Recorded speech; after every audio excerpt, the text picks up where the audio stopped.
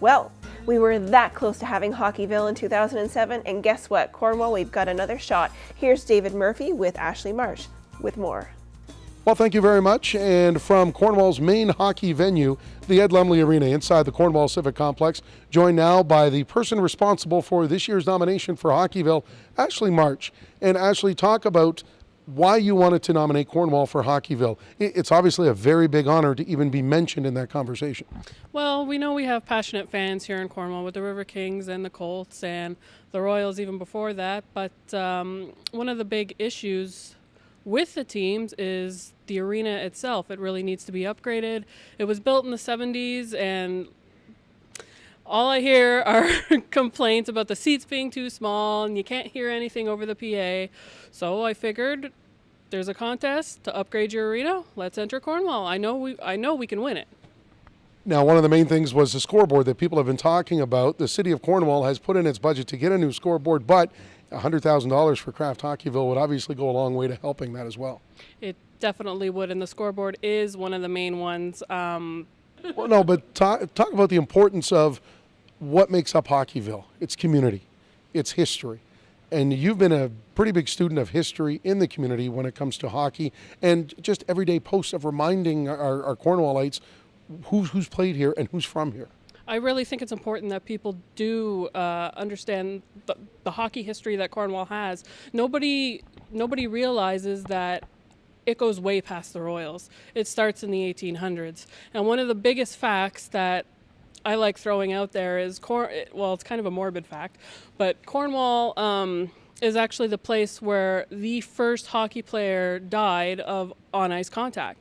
Owen McCourt, he was from Cornwall, and he got into a fight, they hit him over the head, and he died right there in the ice.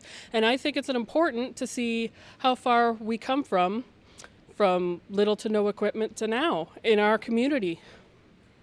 And on top of that, a lot of people seem to remember the Maurice Richard story from the 2007 Hockeyville bid. The fact that he played one of his games here, scored his first professional goal with the Montreal Canadiens at an arena that used to be across the street from our current location. He also picked his number 9 in the Cy Miller Arena in the locker room when his daughter was born. And it was the 9th of the month, and he just picked that number. There's a lot of history to talk about Cornwall, and a lot of people don't forget the fact that we had 3 Memorial Cups for a team that was only here for about 20 plus years. That's a pretty good record. I would say so. You know, the Royals graduated a lot of players to the NHL, and their records and their achievements speak for themselves. And the fact that they started in Cornwall needs to be celebrated, and more people around here need to take notice of it. So Ashley, obviously there's a passion for you with hockey in particular. Where does that passion come from?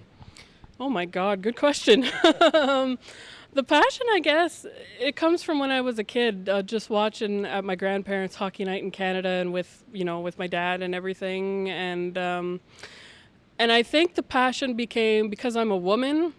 I couldn't play it back then. There wasn't leagues like there are now, let alone professional leagues.